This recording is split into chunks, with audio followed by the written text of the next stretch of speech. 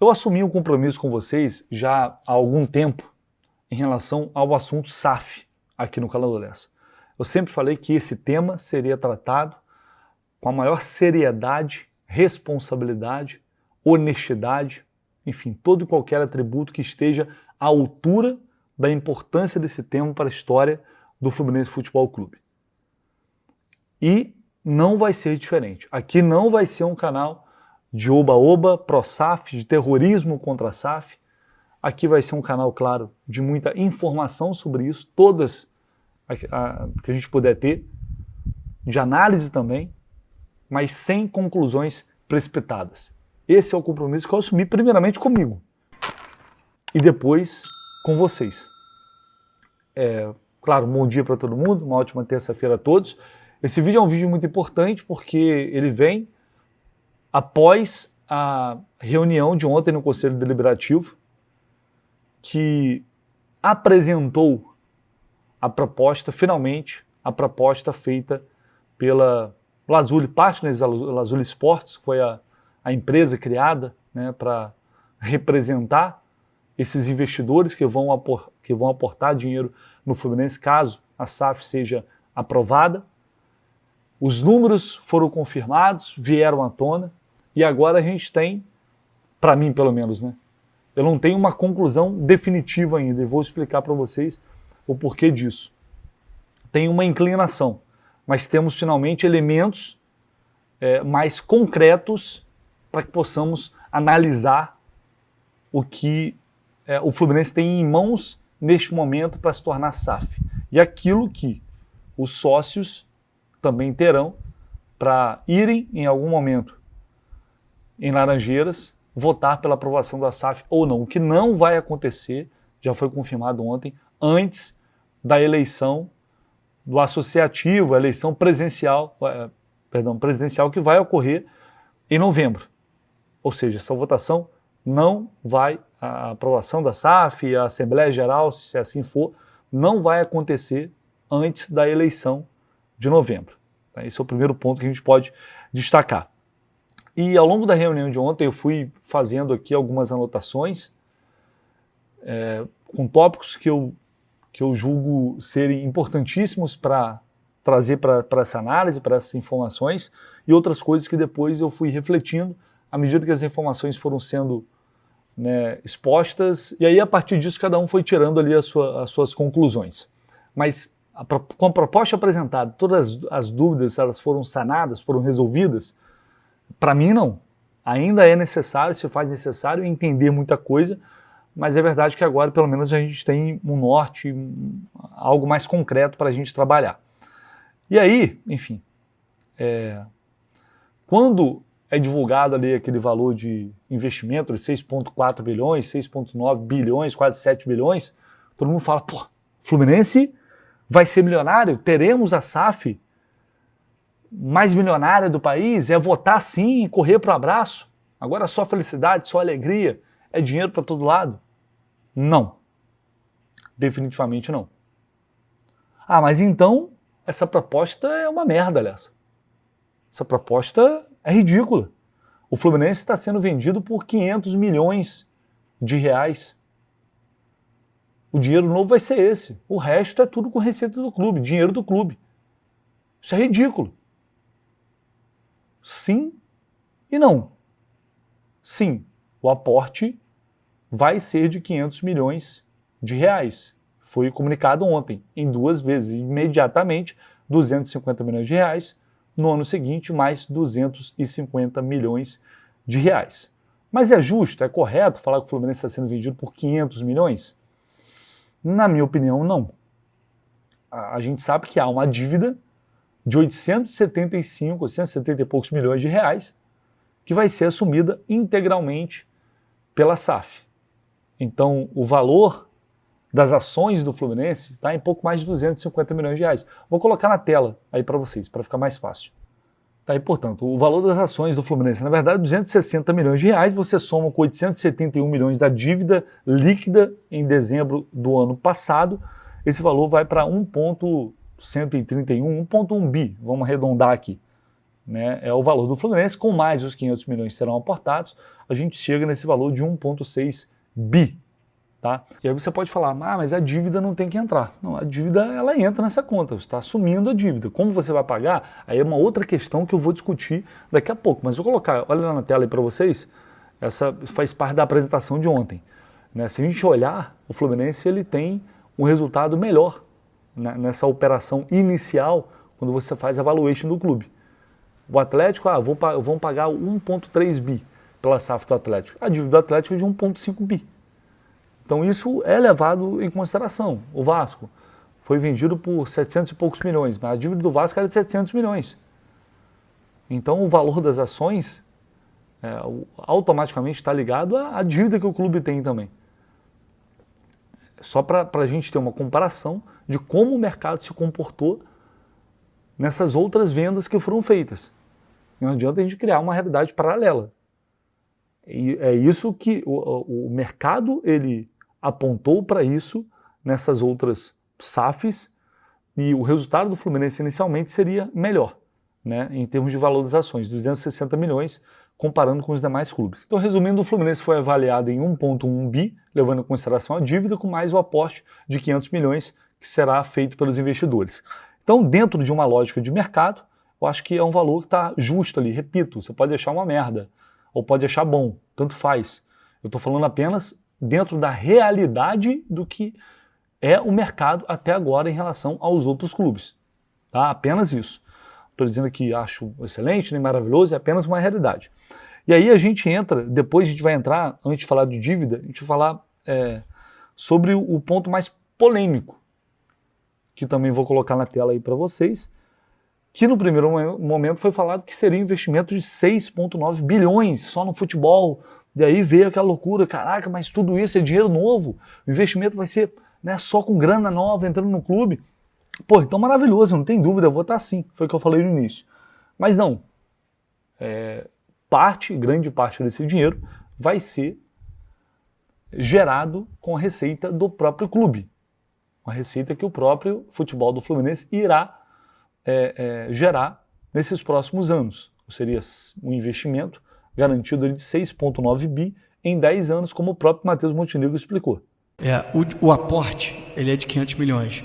6,4 bi é um valor que deve ser, uma parte disso vai vir do aporte, obviamente, e uma outra parte é com a geração de caixa do clube. É esse compromisso. Senão, a gente teria que ter uma proposta aqui de 6 bi e 400 de dinheiro novo, que não é o caso. O que eu acho que o que vai ser discutido durante a negociação é quais são as penalidades se isso não acontecer. O Carlos já colocou a questão de suspensão de dividendo, o que obviamente é muito relevante, você fica com 10 anos sem poder distribuir nada, e a gente vai ter que discutir eventuais outras penalidades. Mas respondendo a sua pergunta de forma objetiva, uma parte vem dos 500 milhões, ou seja, desse dinheiro novo, e uma outra parte é geração de caixa.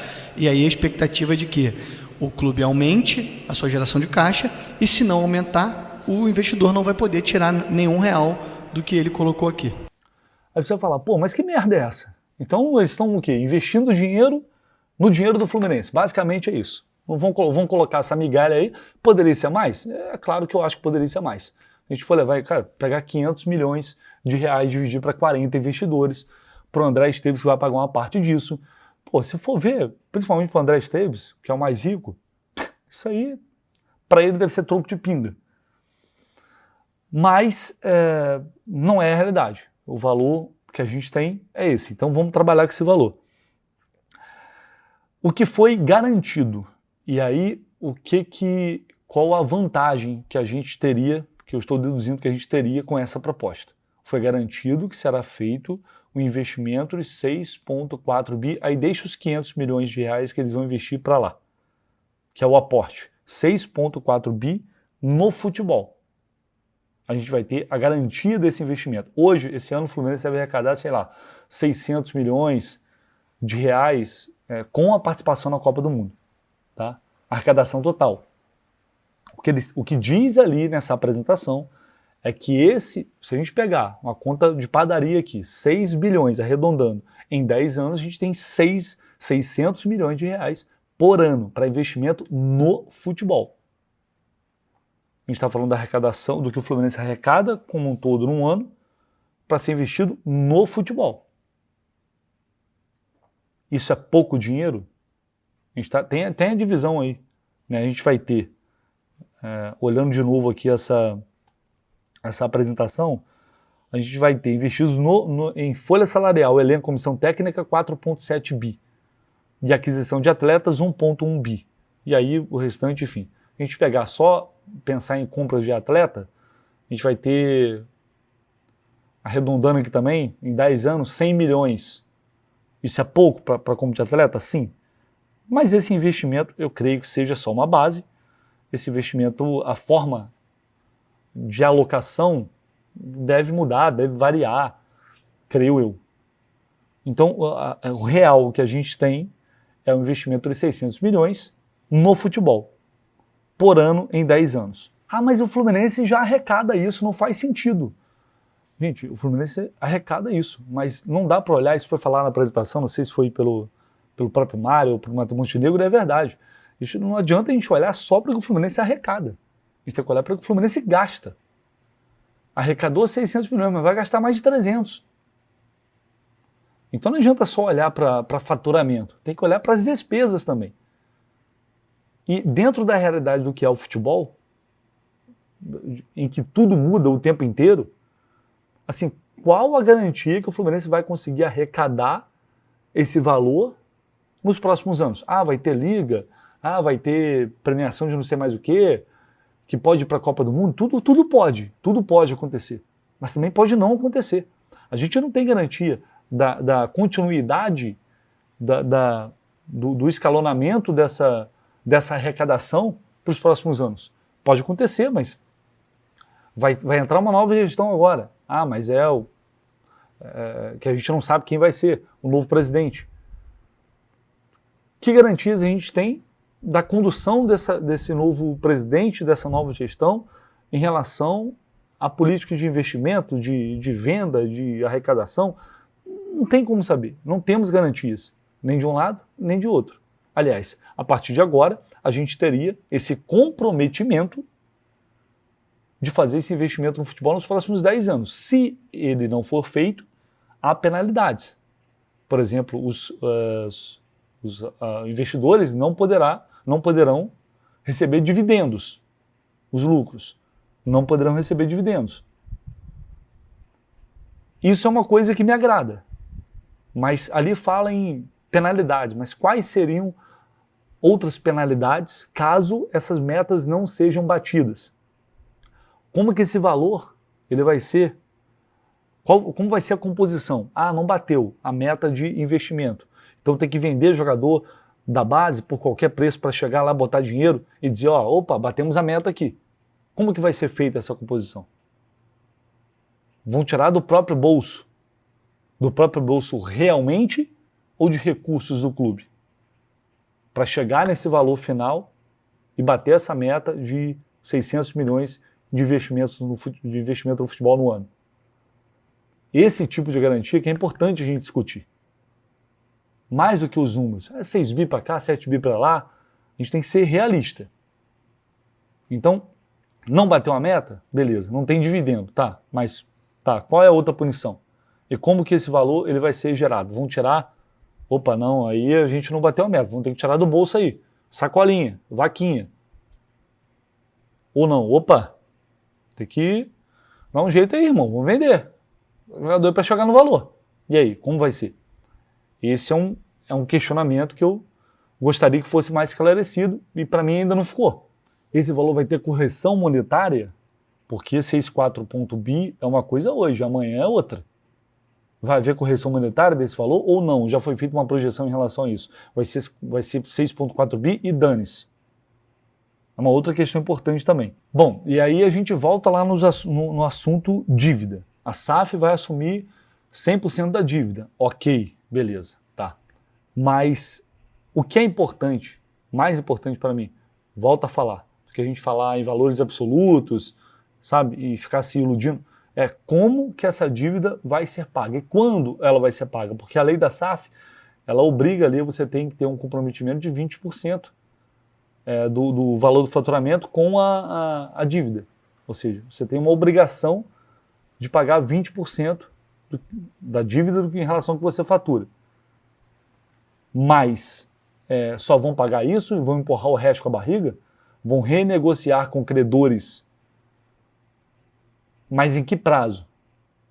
Até quando essa dívida ela será paga? Porque para mim deveria constar em contrato. Em 2 anos, X%. Em 3 anos, X%. No 5º ano, mas não sei quantos por cento. Porque eu posso assumir a dívida. Vou renegociar. E aí posso empurrar com a barriga. Não vou tirar dinheiro para pagar um montão de dívida imediatamente. E depois chega depois de 5 anos vendo e grande parte da dívida está lá ainda. Só um exemplo que eu estou citando aqui. Por exemplo, para pagar a dívida, esse valor, o valor que vai ser investido para quitar a dívida, está também atrelado ao investimento que será feito ou não tem nada a ver? Porque esse investimento que está sendo estipulado para o futebol, ele vem das receitas do próprio clube. Beleza. E o valor para quitar essa dívida? De onde ele virá? Também das receitas do próprio clube. Mas mantendo o investimento que vai ser no futebol, ou seja, esses 6,4 bi em 10 anos para o futebol. O dinheiro da dívida, vão ter que arrumar de outro lugar. E vale lembrar que o valor da participação do associativo, que agora tem 34%, se o Fluminense fechar os próximos anos com uma dívida inferior à que tinha em dezembro do ano passado, o valor da participação do associativo ele aumenta. Ele vai subindo e pode chegar até a 49%. E aí a gente tem uma safra com 49% do associativo, 51% dos investidores, né? Que é o máximo, evidentemente, ali que seria. Isso vai variar também de acordo com a redução da dívida, o que para mim é interessante. É um comprometimento ali importante. E aí, depois de todas essas informações, a gente busca por garantias. Para chegar talvez para ter uma opinião definitiva, para ter uma opinião conclusiva. Quais são as garantias que a gente tem? Sobre qual caminho é melhor seguir? A gente tem hoje essa proposta que dá ao Fluminense uma promessa de garantia de 600 milhões em investimentos no futebol durante 10 anos. Pouco mais que isso. Essa é uma garantia. Se não tiver, não tem dividendos e tem penalidades que não foram esclarecidas. Quais as garantias que a gente tem com o clube associativo, da forma como está hoje? A gente não tem nenhuma. Porque é o que eu falo. Não tem como saber se o Fluminense terá sucesso esportivo daqui em diante, com a próxima gestão. Impossível saber. O futebol ele muda o tempo inteiro. É uma loucura. E a gente viu que em 2023, por exemplo, aquele ano mágico, tem que dar tudo certo para o Fluminense montar um time que a princípio não era tão brilhante, casa com o treinador e dá absolutamente tudo certo. E nem sempre vai dar tudo certo. Depois, o cenário político é o que me preocupa muito. Quando eu olho para o cenário político atual do Fluminense de uma forma geral, quando eu olho para o Conselho Deliberativo, para alguns integrantes do Conselho Deliberativo do clube hoje, a vontade pelo sim grita. Grita. Essa é a realidade. Sendo bem sincero.